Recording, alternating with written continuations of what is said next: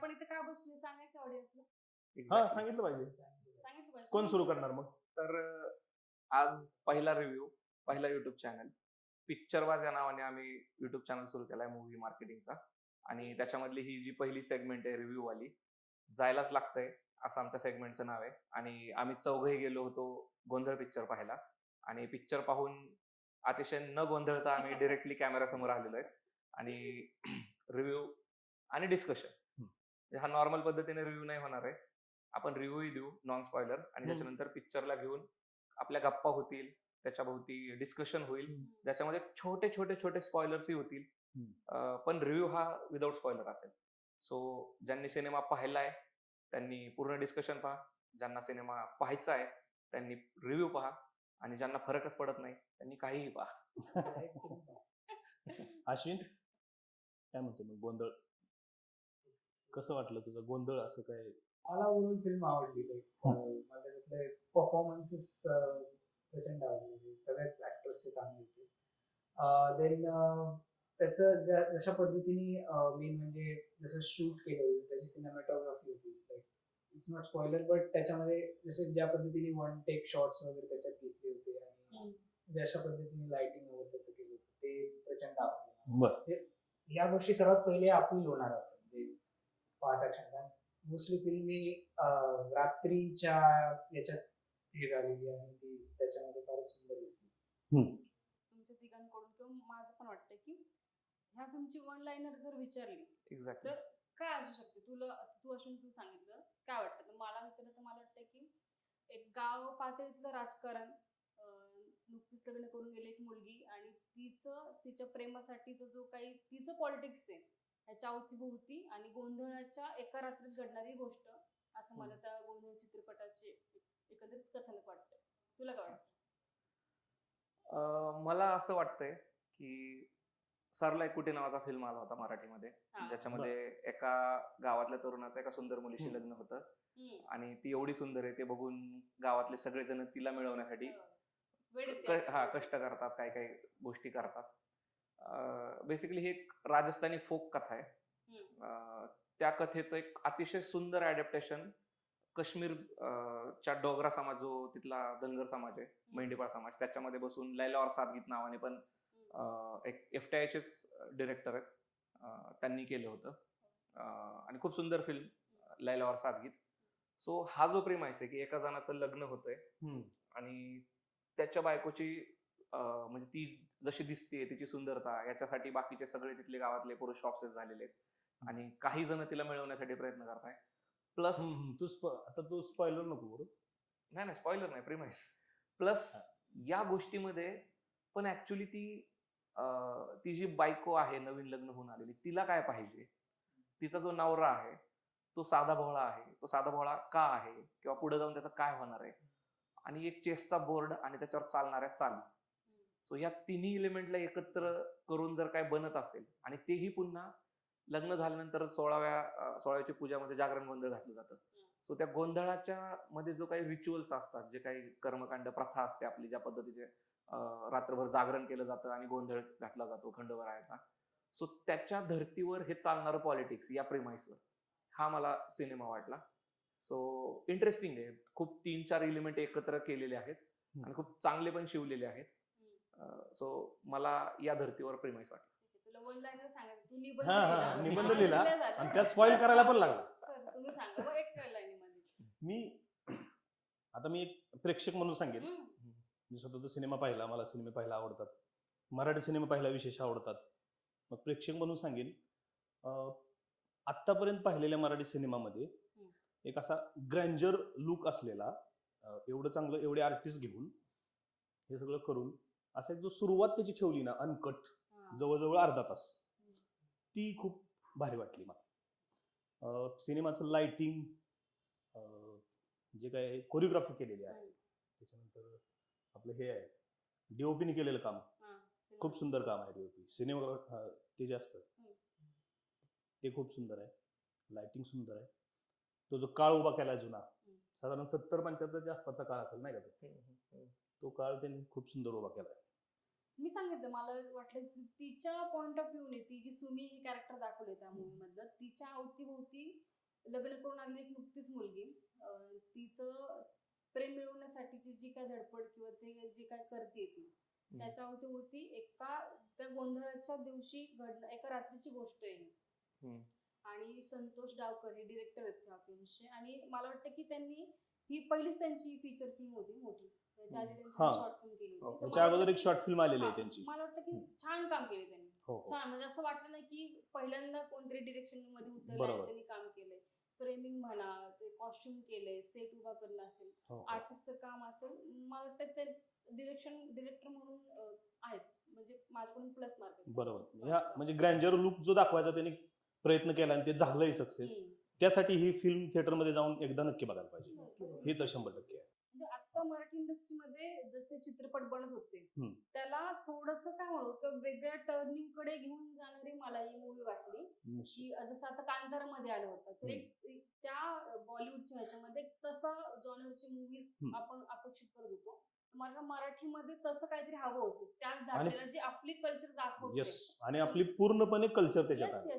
पूर्णपणे. ही मूवी मला तशी वाटली थोडं वेगळं काहीतरी तेच दाखवण्यापेक्षा वेगळं काहीतरी आपल्याला दिसतंय मराठी ह्याच्यामध्ये मला ते जॉनर वेगळा आहे. हो, ते एक मला जास्त वेगळा आवडलं. म्हणजे मराठी सिनेमाच्या दृष्टीने म्हणतो. हो मला असं वाटलं की ही फिल्म ना एक साधारणतः 50 म्हणजे साधारणतः 40-50 वर्षापूर्वीच महाराष्ट्रातलं एक छोटं गाव आणि तिथल्या गावात एक गावात घडणाऱ्या गोष्टी ज्या गावातले एक साधारणतः त्याची माती स्टोरी वाटते जिथे सेंट्रलला एक नवीन आता झालेलं जोडतोय आणि ज्याची आणि त्यांचे एकमेकांसोबत असलेले रिलेशन त्यांची माती स्टोरी वाटते आणि शेवटी वाटलं. ओव्हरऑल फिल्म कडे बघता म्हणजे आपण स्टोरी 2 मिनिटं साईडला ठेवू स्क्रीन प्लॅन स्टोरी साईडला ठेवून टेक्निकली जर फिल्म कडे बघायचं झालं तर जसं तुम्ही म्हटले मला वाटतंय मिशन सीन जो वापरला होता किंवा स्टेजिंग अँड ब्लॉकिंग आपण ज्याला म्हणतो बेसिकली तो जो सुरुवातीचा एक ऑलमोस्ट 20 मिनिटाचा 25 मिनिटाचा अर्धा तासाचा जो एक वन टेक आहे 25 पूर्ण. मिनिटाचा.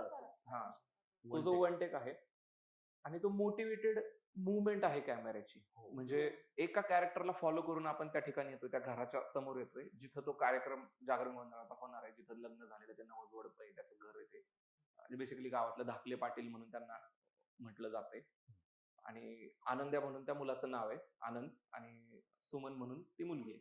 सो तिथं त्या जागरण गोंधळाचा कार्यक्रम आहे आणि तिथं आपण एका किशोर कदम यांचं कॅरेक्टर आहे जे बेसिकली ड्युटी घेऊन चाललेले आहेत. कंदील नाही ड्युटी जे जागरण गोंधळाला ते ड्युटी त्यांच्याकडे मान आहे. हा सो ती घेऊन चाललेले आहेत आणि त्यांचा नातू छोटा विष्णू नावाचा त्यांच्या सोबत आहे आणि तिथून जो आपण त्यांना फॉलो करतोय सो ओव्हरऑल ते जे वर्ल्ड आहे कारण की ऑलमोस्ट 90% तिथंच तो सिनेमा घडतोय. आपल्याला बाकीचे सगळे त्यांच्या डायलॉग मधून कॉन्टेक्स्ट समजतोय त्यांची बॅक स्टोरी समजतीये ती कुठेही व्हिज्युअली दाखवली गेलेली नाहीये. सो ऑलमोस्ट 90-95% काही थोडेसे बाहेरचे जे सीन आहेत दुसऱ्या पाटलांचे जे बाहेरचे सीन आहेत ते सोडले तर 90-95% सिनेमा तिथंच घडतोय आणि ती जिओग्राफी इतक्या सुंदर पद्धतीनं मोटिवेटेडली एका कॅरेक्टरला फॉलो करत आपण मग तो दुसऱ्या कॅरेक्टरला भेटतोय मग तो कॅमेरा त्या दुसऱ्या कॅरेक्टरच्या मागे जातोय मग तो तिसऱ्या कॅरेक्टरच्या मागे जातोय आणि त्या कॅरेक्टर्स कोण आहेत ती जागा काय आहे तिथे का जमलेले आहेत आणि त्यांच्या एकमेकांचे डायनामिक्स काय हे एक्झॅक्टली पूर्ण क्लिअर होतं. सो मला हे खूप काय म्हणता येईल असं युनिक वाटलं मराठीसाठी फ्रेश वाटलं मराठीसाठी खूप युनिक म्हणजे हे फ्रेश किंवा असं युनिक फर्स्ट टाइम सिनेमा झालाय असं नाही मराठीसाठी खूप फ्रेश वाटलं. हा लास्ट टाइम मला स्टेजिंग अँड ब्लॉकिंग आणि मोटिवेटेड कॅमेरा मुवमेंट आवडला होता नाळ मधला जो नाळच्या क्लायमॅक्स मध्ये ज्यावेळेस त्याला ती आई बघायची होती आणि तो कॅमेरा त्याच्यासाठी तो दोघांच्या जाक्स्टापोज करून फिरत होता. सो मला त्याची खूप आठवण झाली त्या कॅमेरा मुवमेंटला. सो ऑफकोर्स जी कॅमेराची कोरिओग्राफी आहे कॅमेरा मुवमेंटची स्टेजिंग ब्लॉकिंग ज्याला म्हटलं जातं ती खूप अप्रतिम आहे थ्रू आउट द फिल्म. खूप सुंदर आहे लाइटिंग खूप सुंदर आहे. रात्री सिनेमा झालेला आहे पूर्ण. एक्झॅक्टली हो हो लाइटिंग खूपच सुंदर आहे. हो. आणि फिल्मचे जे ड्यूप येतात पहिला आपण हा. हा कमाल काम केलं. कमाल काम. अमलेंदू आहेत. हा, अमलेंद्र साठी. आहेत. चौधरी. त्यांनी आधी हा. छिछोरे केलाय. हा, एक्झॅक्टली. त्यांनी नागराज सोबत काम केलेलं आहे, त्यांनी उमेश कुलकर्णी सोबत काम केलेलं आहे. सो FTIचे होपफुल, मला वाटतं FTIचे. हा, सो ब्रिलियंट सिनेमॅटोग्राफी होती. लाईटचा यूज पण ब्रिलियंट झालेला होता. आणि त्याच्यासोबत कलर रेड चिलीजला झालाय एक्सप्रेस. येस. मेनली ते पण मेन्शन करायला पाहिजे, कारण की जो तो कलर टोन होता, कलर पॅलेट म्हणून. हा, बेसिकली जो मराठी सिनेमाला तो एक सिरियलचा कलर टोन आपल्याला कलर पॅलेट दिसतो, तो लुक नाही. बऱ्याचशा मराठी सिनेमाला तसंच दिसतं. हा, त्याच्यामुळे Black वाटतं. त्याच्यामुळे नाव ठेवलं जातं मराठींना, नाही का? हा. जिवंत वाटत होतं. हा, सो प्रचंड ऑड लाइटिंग होती. डार्कनेसला अजिबात घाबरले नव्हते. हो. ते अंधार मला नाही. सगळ्यात जास्त हा. आवडलं. विचार केला नव्हता. आपल्याला बघताना पण असं जाणवलं की काय काहीतरी अंदाज घडतंय ते मला कळतच नाही काय घडतं. ते लाइटिंगच्या प्रकारे त्यांनी फेसेस आपल्याला पूर्ण असे कुठं दिसत नव्हते, बट या आपण तिथे होतो. परफॉर्मन्स थ्रू एकदमच त्या गोष्टी.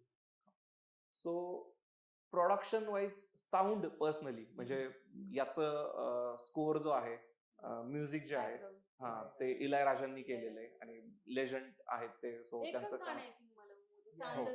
हो. गाणी आहेत पारंपरिक बाकीची, पण ते एक गाणं खूप सुंदर. हा, हा, म्हणजे ते नॉन डायजेटिक गाणं एकच वापरलंय, बाकीचं तर डायजेटिक साऊंड आहे. तुम्ही स्क्रीनवरच तुम्हाला दिसतोय ते गाणे म्हणतायत, परफॉर्म ते करतायत. गाणं पण जे सुरू होतं ना, ती हिरोईनच्या चित्रपटाची नायिका ती जेव्हा हसते पहिल्यांदा हसते, ते गाणं सुरू होतं, बीट सुरू होतं आणि ते गाणं खूप सुंदर आहे. सुंदर आहे. आपण असं खटकत नाही, कारण की चालू झालं. म्युझिकच सुंदर आहे. पण खूप भारी आहे. तिथे ते लोक बसलेलं तर आवाज येतो आणि ते गाणं संपतं. राईट. मला वाटतं 4-5 मिनिटाचं गाणे पण ते मस्त वाटतं ऐकायला. मस्त आलं गाणं. आणि त्या गाण्यामध्ये चाललेला ड्रामा जो आहे, हा. तो अख्खा सिनेमा बिल्ड करत जातो. आणि आणखीन एक गोष्ट मी नोटीस केली, थ्रू आउट द फिल्म जो डायजेटिक साऊंड वापरलेला आहे गाणं म्हणून, म्हणजे ती जे गोंधळी मंडळी आहेत ते परफॉर्म करतायत तिथं पुढे जाऊन, आणि खूपदा आपण तिथून कट होतोय आणि आपण दुसरीकडे काहीतरी जे घडतंय तिथं जातोय, पण बॅकग्राऊंडला ते गाणं वापरतोय. आता ते नॉन डायजेटिक बनलंय आणि ते जे गाण्यामध्ये बोललं गेलेलं आहे, त्या गाण्याचे जे काही बोल असतील किंवा ते जे म्युझिक असेल, ते त्या कट नंतर जे घडतंय त्याला इतकं प्रॉपरली काय म्हणता येईल, इन्हॅन्स करतंय किंवा रिप्रेझेंट करतंय. त्याच्यानंतर पुढचा म्हणजे म्युझिक नंतर पुढचं जे डिपार्टमेंट आहे जे प्रचंड भारी झालेलं आहे ते म्हणजे प्रोडक्शन डिझाईन. सो ओव्हरऑल ते जे कॉस्ट्युम आहेत, ते जे घर आहे, म्हणजे मला थोडं कन्फ्युजन झालं की हे गाव नेमकं कुठं बसलेलं आहे. ते घर बघून ते कोकण साईडला आहे का, थोडं कोकण साताराच्या बॉर्डरवरचं गाव आहे का, असं मला थोडं डाऊट आला. कारण की म्हणजे मी ज्या भागातून येतो तिथं गावाकडचे घर असे नाहीयेत, पण कदाचित त्या भागामध्ये ते असू शकतात. वाडा होता रे त्या काळामध्ये तसं प्रॉपर वाडा होता तो. नाही, मला ते दगडी वाडा नाही दिसला तो, ते मला लाकडी काइंड ऑफ थोडं बांधलेलं लाकडी आणि थोडं ते ह्याच्यामध्ये जे तसे वाडे असतात ना सर. हा, नाही तेच म्हणते, मी जिथून येतो तिथं असे घर नाहीयेत, पण मला ते कन्व्हिन्स झालं की हा हे एक पाटलाचं घर आहे. येस आपण त्या याच्यात जातो त्या काळामध्ये, एक्झॅक्टली स्पेस मध्ये आपल्याला ते खूप. आणि ऍक्च्युली हे सगळं मुंबईच्या फिल्म सिटीमध्ये शूट झालेलं आहे. सो ते रिअल लोकेशन बिलकुल नाहीये, ते सगळं त्यांनी बनवलेलं आहे. हा, सो प्रोडक्शन डिझायनरचं खूप छान. हा, संदीप मेहरे म्हणून प्रोडक्शन डिझायनर आहे. स्पेशली त्यांना पण आपण खूप प्रेज केलं पाहिजे. शाउट आउट संदीप मेहरेंसाठी की प्रचंड सुंदर काम केलेलं आहे त्यांनी. तुला काय वाटतंय आणखीन प्रोडक्शन डिझाईन बाबतीत काय वाटतं? मला तू मगाशी जे म्युझिकचं बोललं ना की कॅमेरा 2 पॉइंट माझ्या आता मला आपण डायरेक्ट पुढे गेलो जंप मारले, तर मला असं वाटलं की कॅमेरा बघ जसा त्यांना आपण फॉलो करतो थ्रू आउट, ते बायका बसल्यात, मग आपण घरात जातो, घरात जाता जाता आपल्याला कळतं की अच्छा ही सासू आहे, ते जेव्हा बोलतात सासरे हा मुलगा आहे. बरोबर. तर मला असं वाटलं की म्हणजे मी लहानपणी असताना गावाकडे जेव्हा गोंधळ असं लग्नाचं घर आहे ना, तो फील येतो. मला वाटतं की अच्छा हा ही तर असं आज्या बसलेल्या असतात, ह्या बायका बसलेत काय ते काम करत, पुरुष मंडळी तिकडे बसलेत. तुम्हाला ते खूप. आणि मग आपण घरात एंटर करतो, घरात पण बघ त्याची बहीण जाते, त्या नवऱ्याची बहीण दाखवली. मग बायकांनी घरात आतमध्ये, पुरुषांनी नाही हेलं ना, तर पुरुष पण दाखवू शकले असते की ती जाते आतमध्ये. सो तिच्या मागे आपण जातो. बेसिकली आई जाते, बहीण तिथं ऑलरेडी असते. हा, आई जाते, म्हणजे एखादी स्त्री जाते घराच्या आतमध्ये जाते आपल्याला. ती जर्नी मला खूप म्हणजे ह्या मुवमेंटमुळे, जो कॅमेराचं मुवमेंट होतं ना, त्याच्यामुळे मला असं ऍक्च्युली वाटलं की मी तिथं आहे, ते जो काही गोंधळ घडतो ना त्या प्रेमाइस मध्ये मी आहे आणि मी त्याच्यासोबत जाते. मला कळतं की अच्छा हे आहे ते आहे. जे म्युझिकचं तू मगाशी बोलला की आपण ते लोकेशन सोडून जेव्हा थोडस तरी एका कॅरेक्टर सोबत दुसरीकडे जातोय ना आणि आपल्याला मागे कुठेतरी साऊंड येतो ऐकायचा, त्याचा फील सेम होतो. की मी जरी गेले ना तर माझ्या subconscious back of the mind मध्ये मी अजून त्याच जागेमध्ये हे फील होतं थिएटर मध्ये, पण मी सोडून गेले नाहीये. झटकन होत नाही की आपण काहीतरी त्या स्पेस मधून बाहेर पडलोय. मला हे एडिटिंग मध्ये मला जे काही त्यांनी वापरलं मला ते जास्त आवडलं. आणि जसं तू म्हणलं की ते ऍक्च्युली लोकेशन कळतं, म्हणजे असं मिसप्लेस नाही होत की ते काळ कुठला आहे, गडबड होती असं नाही होत. कळतं की अच्छा हे त्या काळातलं घडतंय की जरा आपण 50-60 वर्ष मागे गेलोय आणि ऍक्च्युली त्या जागेमध्ये आलोय, जसं ते दिसतं आपल्याला डोळ्यांना. मला ते जास्त आवडलं. कॉस्ट्युमचं काम पण खूप भारी झालंय, म्हणजे प्रत्येक कॅरेक्टरनुसार त्याची शेड म्हणा किंवा ती पाटलिंग जी असेल गावातली ती कशी असेल, त्या बायका, हे मला वाटतं कॉस्ट्युमचं पण काम भारी झालं. ओव्हरऑल मला वाटतं बेस्ट. व्हिज्युअली म्हणजे प्रेझेंट होती ती मूवी, अशी डोळ्याला अशी छान वाटत होती बघताना. असं काही नव्हतं वाटत, असं रिच काहीतरी बघतो ना मला ते सुरुवातीला बघताना नाही का मेहनत किती याच्या मागे घेतली असेल याचा मला प्रश्न पडला होता की एवढा क्राऊड आहे पूर्ण, एवढा क्राऊड आहे, तो कॅमेरा प्रत्येक कॅरेक्टर बरोबर जातो, जसं आपण म्हणतो तसं ते जातं. प्रत्येक क्राऊड जिथल्या तिथे मॅनेज केलेला आहे, त्यांचा तिथला ड्रामा होतो, परत पुढे जातो. म्हणजे किती त्याच्यात मेहनत घेतली असेल. मी याच्यामध्ये ऐकलं होतं सर की आता त्यांनी म्हणजे कुठल्याही मूवी सेट मध्ये असं म्हणतात ना की 5 ते 6 ते साऊंड वापरतात ना, त्यांनी 50 ते 60 वापरले होते असं मी त्यांच्या एका इंटरव्ह्यू मध्ये. पण किती मोठं शक्य आहे ते, कारण एवढं मोठं जे उभा केलंय आणि ते अनकट ठेवत, महत्वाचं म्हणजे अनकट ठेवलं. म्युझिक त्यासाठी मेहनत खूपच लागली असेल ना, लाईट साठी लागली असेल, पाठीमागे किती लोक लागले असतील. आणि म्युझिक मध्ये तेच होतं, कारण त्यांनी वापरताना पण ते शूट करताना जे म्युझिक ते गोंधळी वाजवतात ना ते ऍक्च्युली वापरले, त्यामुळे आपल्याला ते असं खोटं नाही काय स्टुडिओ मध्ये रेकॉर्ड केले आणि मग होते. ऍक्च्युली त्याच्यामुळे जास्त फील होतं की हा तिथलंच आहे ओरिजिनल, आपल्याला ते ओरिजिनलच वाटतं. त्यामुळे ते मला वाटतं प्लस म्हणजे विचार करून त्यांनी एलिमेंट किंवा गोंधळ या थीमला धरून जे पारंपरिक संगीत पूर्ण वापरलेलं आहे, ते गाणी मागे चालू आहेत, ते बरोबर कॅच करतात त्या गोंधळ या नावाला आणि त्या सिनेमाच्या थीमला बरोबर ते संगीत कॅच करतं आणि ते आवडत जातं. मला तर पर्सनली पारंपरिक गाणी खूप आवडतात आणि ते वाद्य जे आहेत पारंपरिक खूप सुंदर. आणि आता ऍक्टर जर बघायला गेलं तर मला वाटतं की सगळे ऍक्टर्स जे काही होते सगळ्यांनी भारी काम केलं. म्हणजे प्रत्येक कॅरेक्टरचे आपल्याला त्यांना त्या कॅरेक्टरला ह्या फिल्म मध्ये काय दाखवलं असेल, त्याचं काय काम आहे, आणि ते असं खोटं नाही वाटत कुठेतरी की अरे काय केलंय. मला प्रत्येक कॅरेक्टर कुठले छोटे छोटे जे एलिमेंट आहेत, चालत येणारे पण आहेत, जे पहिलं आपल्याला विठ्ठल काळे दिसतो ते दिसतात की त्यांनी ते कॅरेक्टर जाणत होत की गावातले असतील लोकांनी, ह्यांना गावातलं राजकारण माहिती. किशोर कदम तर एकदम स्पेशल, ते तर काय म्हणजे विचारलंच नको, ते आपण म्हणू ते मराठी सुरुवातच किशोर कदमांच्यावर होती. मस्त. सुमीचं कॅरेक्टर जिनी केलंय, इशिता देशमुख नाव आहे तिचं. कमाल, म्हणजे मराठी इंडस्ट्रीमध्ये असा चेहरा हवा होता, नवीन काहीतरी दिसतोय.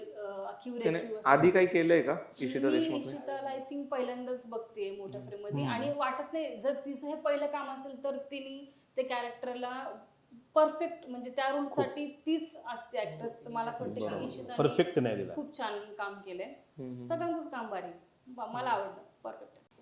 कुठला जसा परफॉर्मन्स नाही वाटला की जो असा काहीतरी तुला विचारलं की तुझं फेवरेट असं वाटतं की अरे मला हे कॅरेक्टर, त्यातलं सगळ्यात कोण असं फेवरेट वाटलं सगळ्यात परफॉर्मन्स वाईज? किंवा जे तीन जण होते, लाईक म्हणजे ती सुमन, तो अन्या आणि सर्जेराव, या तिघांचे लाईक मला असं वाटलं ना तिघांचे परफॉर्मन्स खूप चांगले होते. स्पेशली त्या सर्जेराव ज्याने प्ले केला तो आणि सुमन वाला जे कॅरेक्टर होते, दोघांनी जे कमाल, त्यांना काहीतरी शेड होते प्रॉपर. सर्जेराव पण त्याची शेड त्यानं खूप मस्त तो एक सुरी नव्हता, वन डायमेन्शनल नव्हता तो, आणि त्याची बाकी पण शेड सर्जेरावचं कॅरेक्टर पण होती, लाईक तिची म्हणजे दाखवली होती. आणि याच्यामध्ये कसं की इतके सारे कॅरेक्टर्स होते त्याच्यामुळे एका याच्यावर असा फोकस नव्हता, म्हणजे की एकालाच आपण लाईक हे करतो. इव्हन तो लहान मुलगा पण विष्णू, प्रत्येक एक असं छोटे छोटे जे घेऊन येत होता ना, प्रत्येकाने त्याच्या तेवढं ऍप्ट काम केले. म्हणजे इव्हन त्याच्या वाट्याला आलेलं खूप सुंदर काम प्रत्येकाने केलं.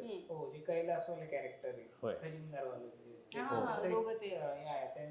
त्याच्यासोबतचे दोघं तिघ जण, आता मला नाव नाही आठवते प्रत्येकाची, हा, हा, हा. खूप छोटी छोटी हेमंत फरांदे म्हणून आहे, ज्याने कैलासचं कॅरेक्टर केलं होतं. कैलास आहे त्याचं नाव हेमंत फरांदे आहे ना. आणि जी खूप छान बाकी काम म्हणजे केलं छोटी त्यांनी. छोटी जी ज्याने झापूक झुपूक मध्ये विलनचं काम केलं अरे होतं. Yes, जो yes. I guess colours like serial होती त्याची, त्याच्यामध्ये त्याने विलनचं काम केलं होतं. आमचा मित्र आहे बाई. हा, अरे बाप रे, हे मग तू भारी काम केले, बाप काम केले.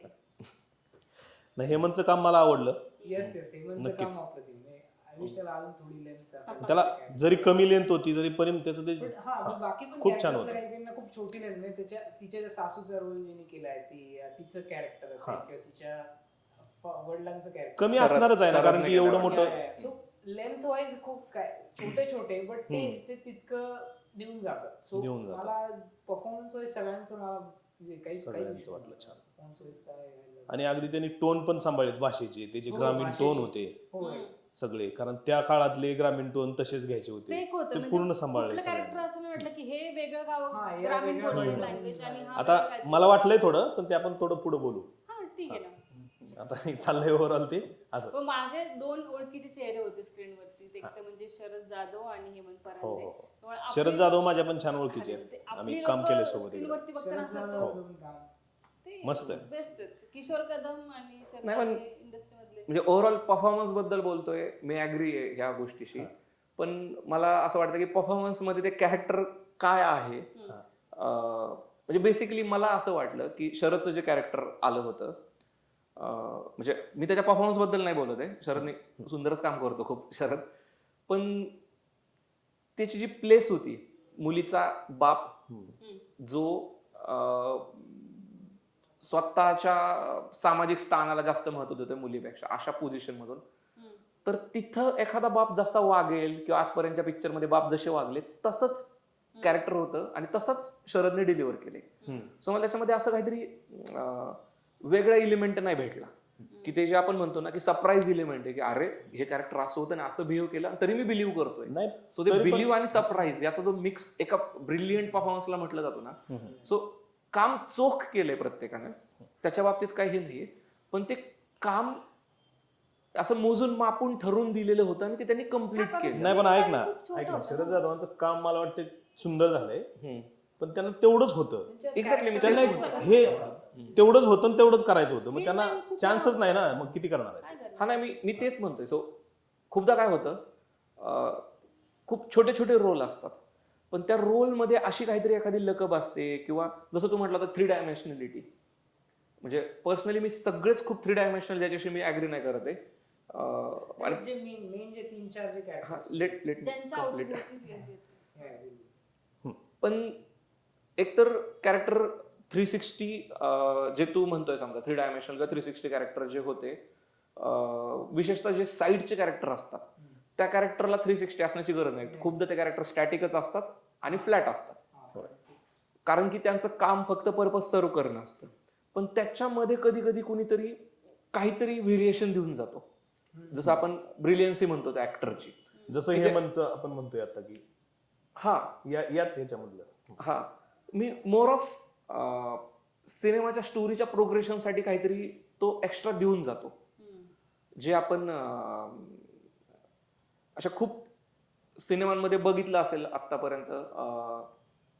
स्क्रीन टाइमला घेता जेवढा स्क्रीन टाइम त्यांना होता, तर त्यांना तेवढा स्पेस भेटला होता. पण मला असं म्हणायचंय, मे बी मी आर्टिक्युलेट नीट नाही करू शकत, तुम्हाला नाही, समजून ठीक नाही आहे. सांगू शकत, पण त्यांनी वेगळं काही नाही केलं. म्हणजे मला साधं वर्ष तुला माहिती टिपिकल थ्रू आउट मूवीज मध्ये ना मुलीचा वडील दाखवतात ना टिपिकल, एक्झॅक्टली तसंच त्यांनी प्ले केलं असं तुला एक्झॅक्टली शॉर्ट हो. मध्ये. त्याला दुसरी शेड नव्हती, म्हणजे त्या बापाला हातबलता पण नव्हती. म्हणजे मी असे कॅरेक्टर बघितले, मला लगेच आता नेम नाही करता येते, की जो सहसा बॉसी वाटणारा किंवा बंधनं टाकणारा, क्रूर, निष्ठूर अशा टाईपचा बाप असतो, पण ती क्रूरता, ती निष्ठुरता समाजाच्या प्रेशर मधून येते आणि त्याला स्वतःला एक ह्युमन साइड पण आहे, आणि ते अगदी साध्या 2-3 डायलॉग मध्ये पण आपल्याला समजून येतं. सो तशी शेड नव्हती त्या कॅरेक्टर. म्हणजे मी पर्टिक्युलरली त्या कॅरेक्टर बद्दल नाही बोलत आहे, मी सपोर्टिंग वाले सगळेच कॅरेक्टर म्हणतोय, की ज्या कॅरेक्टरना दुसरी शेड मला तशी दिसली नाही. जे काही सपोर्टिव्ह कॅरेक्टर होते, त्या प्रत्येक सपोर्टिव्ह कॅरेक्टरचं स्टोरीमध्ये एक प्लेस होता, आणि त्या प्लेसला सर्व करणं याच्या पलीकडे त्या कॅरेक्टरने एक्स्ट्रा काही केलेलं नाहीये. हम्म. सो मला अशा हिशोबाने वाटलं परफॉर्मन्सला घेऊन मग त्यांनी तो कदाचित त्यांना ते स्पेस दिला गेला नसेल, हम्म. कदाचित डिरेक्टरला एकदम पिन पॉइंटवर मला हेच पाहिजे. हा, खूपदा मग असं पण मला होतं. तेच वाटतं, असू हा. शकतं ना, हम्म. director तसं साठी असू जास्त शकतं. काही करू नका तुम्ही, हो. तुमचं इनपुट देऊ नका, हम्म. मी जे लिहिलंय पेपर हम्म. मध्ये तेवढंच डिलिव्हर तसं असेल. हो हो हो, तसं असेल. Exactly. पण त्याच्याने काय फरक नाही पडत तसा नाही सिनेमाच्या पडत, नाही पडत. ओव्हरऑल इम्पॅक्टवर फरक नाही पडणार नाही कारण पडत. की मेन जे आहे ते स्तंभ ते सगळे ओके. हम्म. आणि भाषेबद्दल तर आपण बोललोच मगाशी की सिनेमाची भाषा त्यांनी सांभाळलेली आहे प्रॉपर सगळी. हम्म. किशोर कदमांनी किंवा विश्वकर्मांनी, हम्म. हे सगळे कैलास वाघमारे सगळे आहेत ना आर्टिस्ट, सर्जेराव, हम्म. हे सगळ्यांनी. पण फक्त 1-2-3 आर्टिस्ट आहेत हम्म.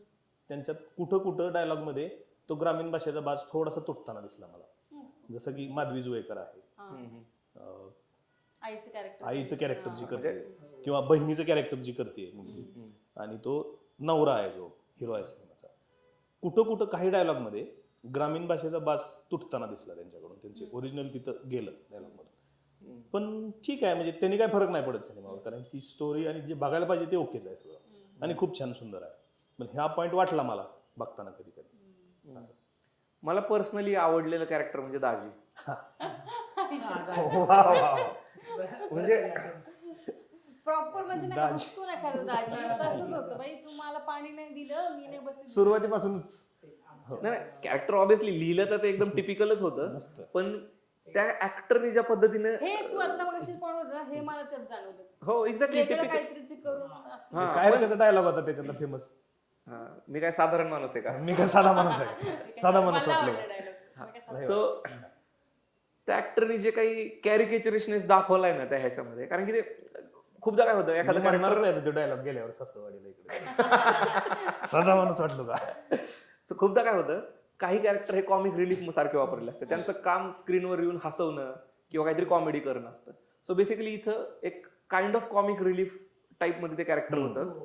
जसे ते 2 मित्र जे होते, आनंद जो आपला नवरा आहे त्याचे जे 2 मित्र होते, ते दोघं पण कॉमिक रिलीफ सारखे वापरले, दाजी पण कॉमिक रिलीफ सारखा वापरला. आणि अगदी सुरुवातीच्या सीन मध्ये पण दाजीची थट्टा घेत असतात गावातले 2 जण जे विठ्ठल काळे आणि हा. प्रवीण डाळिंबकरने हो, कॅरेक्टर केलेले आहेत, ते दाजीची थट्टा घेत असतात. सो स्टार्टिंग पासून दाजी असा कॉमिक रिलीफ सारखा दाखवला होता, आणि तो जर खूप सिरियस दाखवला असता तर मग त्याचं चिडणं आपल्याला खरंच खूप म्हणजे तो मूड सिरियस किंवा मेन स्टोरी पासून दूर घेऊन गेला असता. पण तो खूप असा कार्टुनिश किंवा कॅरिकेचरिश केला होता, आणि त्याचं चिडणं पण मग अगदी त्याची बायको पण म्हणते त्यांचं नको मनावर घेऊ, येतील ते ते. हा राग हे झालं की हो, येते. हो.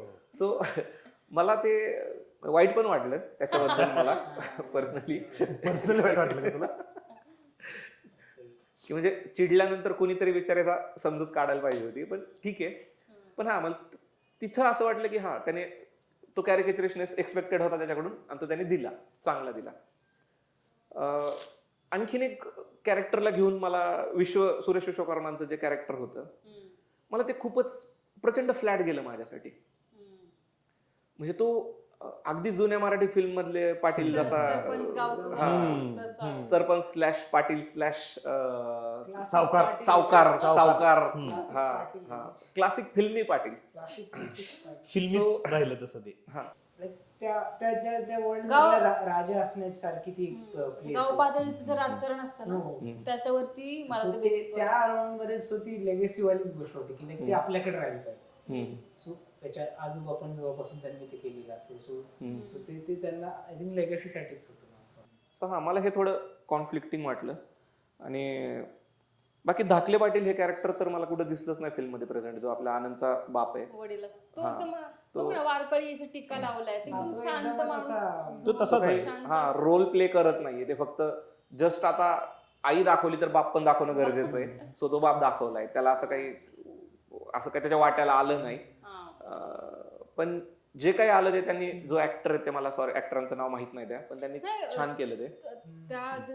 जो दुसरा वाला खडूस पाटील आहे तो म्हणतो पण हम्म. ते पण पाटील आहेत, आपण पण पाटील आहेत, पण आपल्यामध्ये फरक काय आहे? हम्म. आपण लय बांडगुळे असं काय तर शब्द हम्म. वापरतो. शब्द वापरतो. बारा बोड्याचं बोड्याचे कसं असं असं काहीतरी बोलतो तर तो. ते मला वाटतं ते म्हणजे आपण खडूस आहे हम्म. आणि त्यांना ते ते कॅरेक्टर चांगले आहेत. जास्त एकदम शांत नाही का, कारण तो हम्म. आलो बघ सगळे अगदी हे करतो, पाया पडतो ह्याच्यात त्याच्या जावायच्या, पण मला सुरुवातीला हे खूप असं ब्लॅक वर्सेस व्हाईट जो कॉन्फ्लिक्ट असतो ना, की एक गाव आहे तिथं 2 घर आहेत पाटलाचे, समजा एक थोरले पाटील आहेत आणि एक धाकले पाटील आहेत. पॉवरसाठी चालले ना त्यांचं. हा, पण एक एक क्लिअरली वाईट आहेत आणि त्याच्यामुळे क्लिअरली नाही, चांगले आहेत. त्याच्यामुळे तू भीती बघितली का? तो म्हणतो की धाकले पाटील कधी मोठे पाटील होतील सांगता येत नाही, तो त्याच्या पोराला हा, सांगतो. नाही तेच भीतीच तेच आहे ना तेच शेवटी. सांगतोय मी, की हे पूर्णपणे म्हणजे 2 साइड दाखवलेल्या आहेत पाटलांच्या. हो. एक वाईट आहे आणि एक पूर्ण चांगली. सो हा हम्म. ब्लॅक वर्सेस व्हाईट, म्हणजे असं ग्रे शेड मध्ये असं काही हुंड्यासाठी लग्न त्यांनी मोडलं. आणि एक एकदम हा, 1 रुपया न घेता असं स्वीकारलं हा. ते वाईटच आहे म्हणजे. So black versus white, direct काळं पांढरं झाल्यासारखं मला थोडं तिथं वाटलं. हा. ते नको, ते स्पॉइलर नाही द्यायचं आपण. म्हणजे काय घडतं ते. ग्रे शेड मध्ये पाहिजे होतं कोणतरी Exactly, कॅरेक्टर हा. असं ग्रे शेड पाहिजे होतं. सो म्हणजे मला असं वाटतं लिमिटेशन कुठे आहे, आणि पुन्हा आपण मग स्टोरीमध्ये जातो, की गोष्ट ऍक्च्युली एका रात्रीत घडतीये पूर्ण, तर एका जागरण गोंधळाभोवती घडतीये.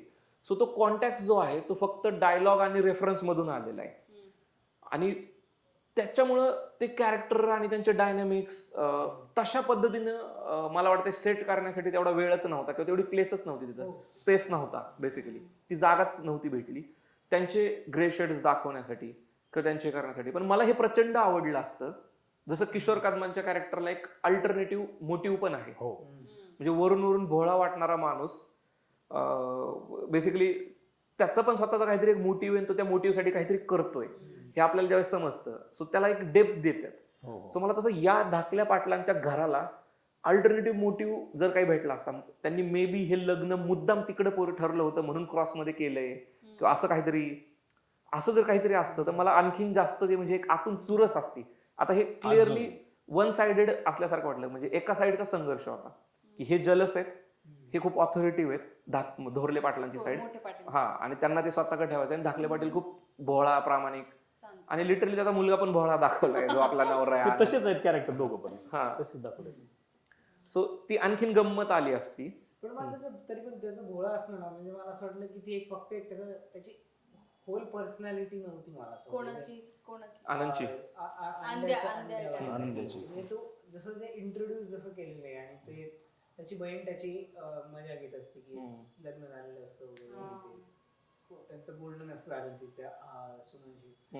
सो ती मला असं वाटलं की ते ओके, ती फक्त एक साइड आहे त्याची. म्हणजे तो जितका असा दाखवलेला आहे तो तसा ऍक्च्युली तसा नाहीये, बट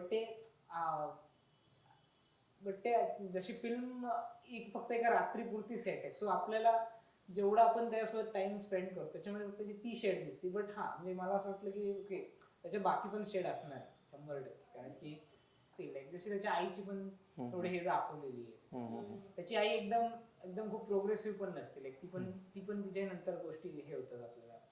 आणि ऑफकोर्स तिची कोणाची आई? आनंदची. आनंदची आहे, हिरोची आहे. अंड्याची. नाही, ती तर थ्रू आउट द फिल्म म्हणजे तिच्या काय रिव्हील झाल्या गोष्टी चांगलीच दाखवली ना ती. नाही, नंतर मग ती तशी हे आहे, म्हणजे तिच्या जागी ती योग्यच होती, हा. चांगलं होतं कॅरेक्टर. बेसिकली ती फक्त म्हणते की पूजा होईपर्यंत तुम्ही फिजिकल नाही झालं पाहिजे, सोबत जवळ नाही आलं हम्म. पाहिजे. हा, सो नाही, मला तेच वाटतं ते म्हणजे डिरेक्टरनी जास्त मेन 3-4 जे कॅरेक्टर आहेत ना त्यांच्या अवतीभोवती सगळं घडून आणले. बाकीचे कॅरेक्टर तू म्हणतो ना की त्यांना दिसता यायला पाहिजे होतं, डेप नव्हती किंवा कळत नव्हतं, वाटतं त्यांनी ते जाणून बुजून तेवढंच ठेवलंय की त्यांचं कामच तेवढं होतं. त्यामुळे मेन ते 3-4 जे कॅरेक्टर आहेत ना त्यांच्या अवतीभोवती सगळं ड्रामा घडतोय, तो मला वाटतं की त्याच्यासाठी हा. इतका वेळ परफेक्ट होता. आणि ते पण जे- तरी शुभम म्हणतोय तसं ना, धाकल्या पाटीलच्या घराला जर असं काही दिलं असतं ना, चांगली एक बॅक स्टोरी, जसं ते नेचर त्यांचं दाखवलंय, थोडं जरी दिलं असतं ना तरी बघायला खूप मजा आली असते अजून. एक तू म्हणतोय तशी बॅक स्टोरी, त्यांनी मुद्दाम होऊन लग्न केलंय नाही का, असं काहीतरी असं जर केलं असतं तर बघायला आणखी मजा आली असती, खूप मजा आणि आली असती. तू जे म्हटलं ना अश्विन की म्हणजे बेसिकली हे थोडं आपण क्राफ्ट कडे चाललोय आता. तू म्हटलं की जो आनंदचं कॅरेक्टर आहे आणि तो त्याचा जो भोळापणा दाखवलाय ती त्याची एक साईड आहे, आणि त्याला आणखीन काहीतरी त्याला डेप्थ होती किंवा आणखीन साईड असेल त्याला दुसरी जी आपल्याला दाखवली नव्हती. पण मला असं वाटतं हे ना फिल्मच्या ह्याच्यामध्ये स्क्रीन प्ले मध्ये ज्यावेळेस आपण फर्स्ट पर्सन नॅरेटिव्हने जातो आणि मग तिथं आयदर फर्स्ट पर्सन किंवा सेकंड पर्सन कोणाच्या तरी पर्स्पेक्टिव्ह मधून त्याला बघतोय आपण, आणि मग आपल्याला रिअलाइज होतं की आपण एक अझम्पन्स क्रिएट करतो, हे कॅरेक्टर असं असेल, आणि ते अझम्पन्स तोडतो तो कॅरेक्टर. सो ते स्मार्टली प्ले केल्यासारखं वाटतं. पण इथं हे थर्ड पर्सन मध्ये त्याला बघत होतो आपण. इथं आपल्याला कोणाच्या तरी नजरेतून कुठले तरी ट्रोप युज करून त्याला उभं नव्हतं केलं. म्हणजे ज्यावेळेस क्लोजअप मध्ये ती कोंबडी दाखवली जाते जी तो डालू देत नाहीये, म्हणजे ते खुराड्यामध्ये ती कोंबडी जे काय म्हणतात खुराडा, पण ते ह्याचा खुराडा, खुरट किंवा खुराडा काय म्हणता येईल आपल्याला, असं लाकडी झाप म्हणतात आमच्याकडे. तो झाप मांडून ती कोंबडी तो बांधू देत नाही, कारण की तो म्हणतो की हे मुक जनावर आहे, हा त्या बिचाराला का तुम्ही डांबताय.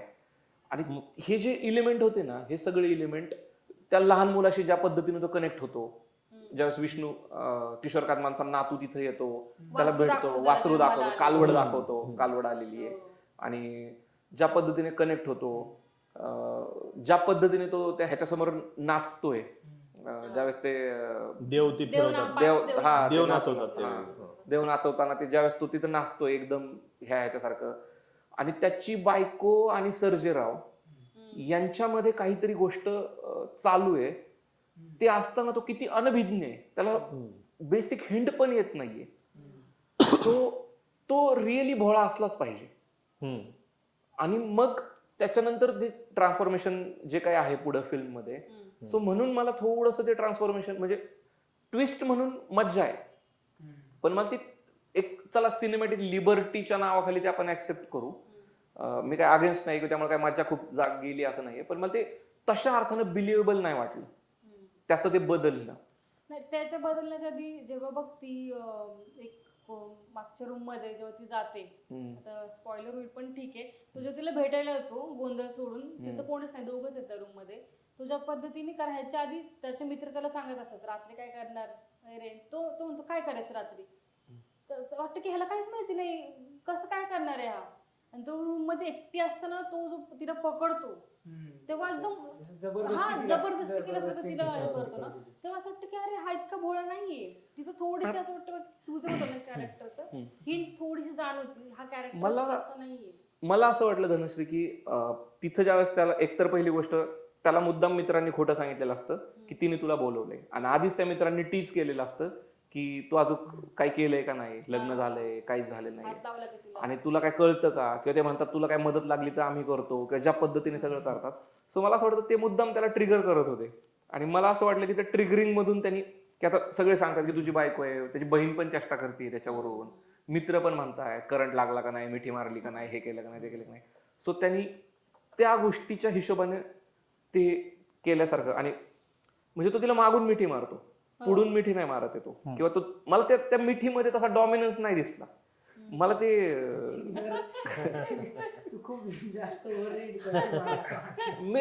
मे बी पण काय असतं, मला असं वाटतंय की तो तिला डॉमिनेट नव्हता करत पूर्णपणे, म्हणजे तो तिला असं एका उपभोगण्याच्या याच्यानेच बघू लागला, म्हणजे असं तो बघत पण नॉट जस्ट बघतोय, तो तिला लाईक उपभोगतोय. नाही तरी पण ते जजिंग वाटतं, म्हणजे असं काय नाही, नवरा आहे तेवढं होऊ शकतं, नवरा बायको झालंय आता ते माहित झालंय त्याला, पण मला ते खूप जास्त जबरदस्ती जबरदस्ती होतीच एका पॉइंटला. हा जो म्हणलं ना की ते आता ते कुठेतरी शेड आपल्याला छोटीशी दाखवली डिरेक्टर, फक्त भोळा नाही, त्याला कळतं हा असा पण रिॲक्ट होऊ शकतो एखाद्या सिच्युएशन मध्ये, म्हणजे लाईक त्याची आपण एक अशी थोडीफार त्याच्या व्हायलन्स किंचित शेड पाहिजे, मला असं वाटलं. नाही, ज्या पद्धतीने तो रिॲक्ट झाला ना, ते इतकं जास्त अपोजिट एंडला होतं. ते मी स्पॉइल नाही करत आहे, तरी तो रिॲक्ट झाला ना, जर मी त्या स्टोरीमध्ये गेलोय, त्या फिल्म मध्ये मी प्रेक्षक म्हणून बघतोय, तर मला तर ते ओके वाटलं, म्हणजे आवडलं, बघताना ते आवडलं. जर तसं नसतं झालं तर मग काय झालं असतं, मग काय आवडलं असतं का आपल्याला ते स्टोरीचं, त्या गोष्टी मला कन्व्हिन्सिंग वाटलं प्रेक्षक म्हणून बघताना. ओके, की तो चेंज झालाय, भारी वाटलं, मजा आली ना, आपल्याला एक समाधान मिळालं मानसिक, तसं आहे ते.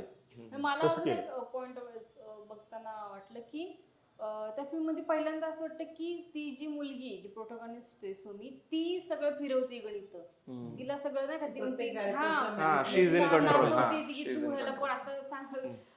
नाही ते होतच तसंच होतं, कॅरेक्टर तसं आहे ते, ती पूर्ण गेम ती घडवती, आणि शेवटी जेव्हा ती बिचारी बनती बघ, तिला काहीच नाही कळत, तिच्या हातून तिच्या हातून पूर्ण सगळं गेम सुरू जातो. होतं ना. हा, हा, हा. मला ते जे ऍक्च्युली सोसायटीमध्ये जे घडतं ना, असं बाईला वाटतं की मी सगळं करते, मी लय भारी, मी ते नाही नसतं. ते ज्या खूप खूप पुरलंय ना डेंजर पेट्रियार्की मध्ये, ते नाहीच आहे. ते तुला ऐकावंच लागतं. तशा खूप हातबल झाले शेवटी.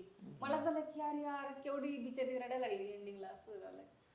नाही पण मला ती म्हणजे मला तो पण एक प्रॉब्लेम आहे, मला तिच्याविषयी सिंपती ठेवलीच नाहीये. गोष्टीने ज्या पद्धतीने तिला नेलं ना पूर्णपणे, तिचा जो काही सुरुवातीचा जो आपल्याला सुरुवातीची जी एक इमेज अंगावर येते, ज्यावेळेस किशोर कदम आणि तिचा एक सीन आहे आणि तिथं ते दोघं बोलतायत, ती त्याच्याशी बोलतीये की माझ्या मनासारखं काही होत नाहीये किंवा जे काय आहे, आणि तो तिला समजून सांगतो की तुला कसं जगावं लागेल, काय करावं लागेल.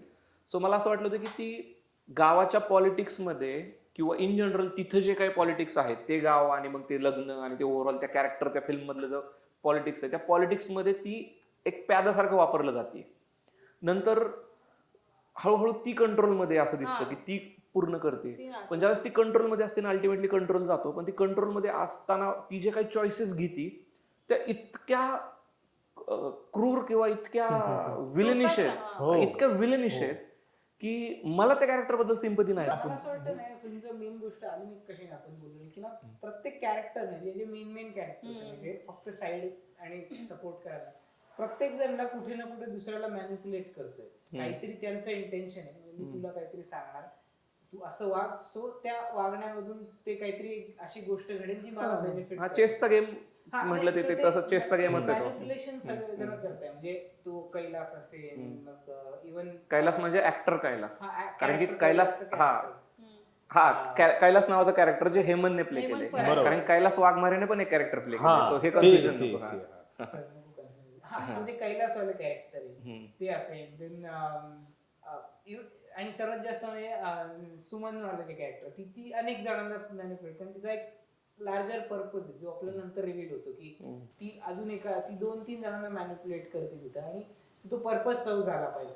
सो ही जी गोष्ट आहे ना, मला असं वाटतं की मला ती अशी, आणि जेव्हा तिचं जे पर्पज जेव्हा आपल्याला रिव्हील होतो तिथे जे त्या कॅरेक्टरचं तिचं रिलेशन आपल्याला समजतं, तिथं मला थोडीफार तिच्याबद्दल हे झालं की ओके यार, ती फक्त विलन नाही. ओके, सो तिचा एक काहीतरी, तिचा एक पर्सनल एक्झॅक्टली. सो मला तिच्याविषयी सिंपती नाही, बट मला कळत की एम्पथाइज करायला लागलो.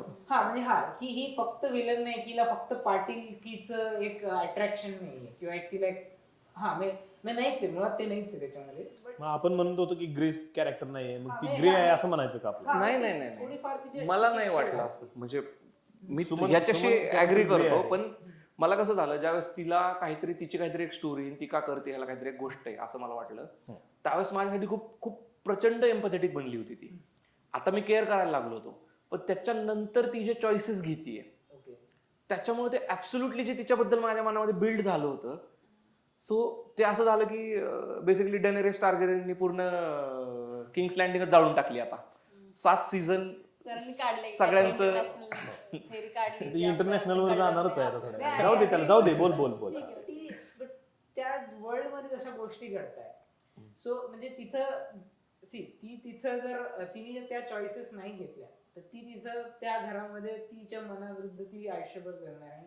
त्या वर्ल्ड मध्ये बाकी तशाच गोष्टी करताय, ती जशा चॉईसेस घेते, कारण जसे बाकी पार्टी लोक वागताय. मला वाटतं इथंच तर लाईन आखली जाते ना की are you good person or bad person, म्हणजे your actions defines who you are असं म्हणतात. सो तुझे चॉईसेस तुला डिफाईन करतायत ना, की माझ्या मनानं गोष्टी घडण्यासाठी किंवा माझ्या इच्छेसाठी मी दुसऱ्या कोणाला कितीही वाईट वागू शकते. तिची जर ही प्रायोरिटी असेल तर मग तिच्याबद्दल आपलं मत तिथं पूर्ण हे होतं, सिंपती कमी होती, आणि ती प्यादा होती आणि ती त्या गेम मध्ये आहे आणि तिचेही स्वतःचे काहीतरी मोटिव्ह आहेत.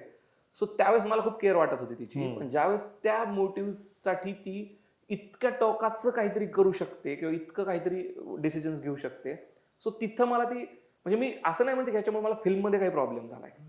फिल्म इंटरेस्टिंगच आहे. सो तिचा आर्क मला असा पूर्ण फिरून जागेवरच आल्यासारखा वाटला. पण त्याच्यामुळे फिल्मला मजा येते असं वाटते ना तुला? ते असं ग्राफ इकडे तिकडे होत जातो, म्हणजे थोडा चेंज होत जातो, ट्विस्ट असं काहीतरी. मला त्या ट्विस्ट खूप आल्या नंतर सेकंड हाफ मध्ये, पण मला ते एका पॉइंट नंतर मला ते असं झालं की नंतर हे ट्विस्ट खूप ठरवून लिहिलेल्या होत्या. म्हणजे अशा त्या स्टोरी मधून ऑर्गॅनिकली आलेल्या ट्विस्ट पेक्षा ट्विस्ट पर्पज होता. तुम्ही एक शिकारी बना किंवा शिकार शिकार बनणार आहे, अशा टाइपचं होतं. सो तिचे चॉईसेस होत्या. Even Okay. बाकीचे कॅरेक्टर्स होते, प्रत्येक जण मॅनिप्युलेटिव्ह होतं. कारण की पण तू हे जर नोटीस केलं का, सो तिचे चॉईसेस मला असं काही खूप अशा पण- ह्याने वाटलं की तिने लाईक काहीतरी कसं पॉइंट टेकन. पण एक पॉइंट शेवटचा की अल्टिमेटली तू हे नोटीस केलंय का की फिल्म मधल्या सगळ्यात सुंदर दिसणाऱ्या मुलीच्या साईडनी अश्विन किती आर्ग्युमेंट करतो. अरे मी So- मी म्हणलं की मी आता बोलू काय, मी बोलणंच होते, ती मला थांबवलं, तू का रस्त्यामध्ये बोलतेय. नाही बोलतो अश्विन बोल. इशिता देशमुख ना, Ishita Deshmukh fan spotted here. कसं केलं मी चांगलं काम केलं. बट हम्म. सी मी कॅरेक्टरचं ऍक्च्युली मी ते एन्जॉय केले कॅरेक्टर. आय ऑफकोर्स मी तिला सिम्पथाइज नव्हतं केलं. But okay. बट मला तिचं कॅरेक्टरचा फ्लो योग्य वाटलं. म्हणजे वा. like याच्यापेक्षा ती काय वेगळं करणार होती. म्हणजे ती जशा वर्ल्ड मध्ये म्हणजे मला- grow झालेली आहे. नाही. So तिच्याकडून लाईक तू असं एकदम काहीतरी एकदम हायर मॉरल करून एकदम समाज सुधारण नाही मी तुला सांगते, समाज सुधारण्याची अपेक्षा होती का? गावामध्ये मला असं वाटलं की नेचर ते तर नाहीये, तेच बरं स्त्री झालं. आणि पुरुषाचं जे असतं ना, ती जर तुम्ही बघितलं ना, तिला इंट्रोड्यूस ऑडियन्सला करण्याच्या आधी डिरेक्टरनी इतके प्रॉड सांगितले की ती किती सुंदर आहे. हा. Exactly. त्याचे मित्र पण म्हणतात आहेत, हो. त्या बायका पण म्हणतात काय सुंदर सून मिळाली हो तुम्हाला. हम्म. तर आपल्याला वाटतं ऑलरेडी आपल्या डोक्यात सांगितले की ती खूप सुंदर आहे, ती खूप खूप सुंदर सुंदर आहे. हो. आणि हे त्या कॅरेक्टरला पण माहिती आहे की मी खूप सुंदर आहे. खूप सुंदर आहे. कारण जो दुसरा पाटील आहे तो पण माझ्यावरती लटतोय हे तिला चांगलं माहिती आहे. तिला माहितीच आहे. हा जो तिला जे जरी पसंत नसेल मनासारखं, त्याला माहिती की त्यांनी मला का पसंत करून आले आणि त्यांनी हुंडा घेतला नाहीये.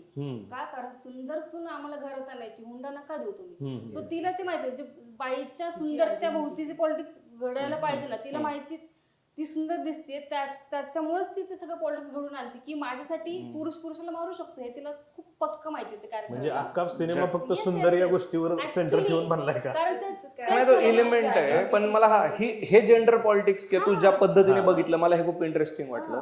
मला हे भारी वाटलं की she knows what she has and how to use it. त्या पुरुषाने तिला जिंकलं ना. म्हणून तर अश्विनने त्याची बाजू घेतली ना. तिने तिचे चॉईसेस मला अशा ह्या नाही वाटल्या एकदम आउट ऑफ द वे काहीतरी आलं. Okay. की ते कारण तिची आयडेंटिटी पूर्ण आहे ना, तर त्या वर्ल्ड मध्ये गोष्टी कशा घडतात. तर पाटील की आहे म्हणजे तिथे कुठला तरी त्या किंगडम मध्ये कोणतरी एक राजा असणार आहे. ती एक गोष्ट सगळ्यांच्या सेंटरला आहे.